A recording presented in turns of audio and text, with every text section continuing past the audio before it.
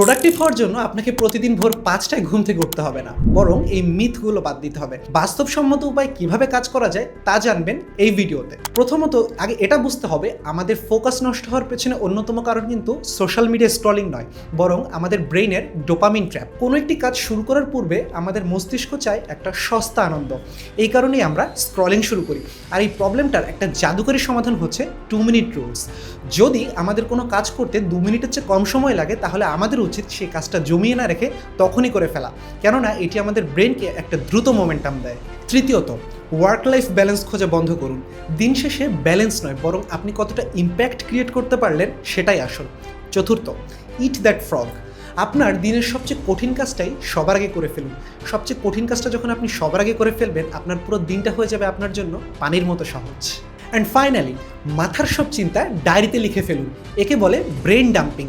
মাথার চিন্তা মাথায় না রেখে ডায়েরিতে নামিয়ে আনুন। এই 5টি টিপস ফলো করে দেখুন, আপনার ফোকাস 100% ফেরত আসবে।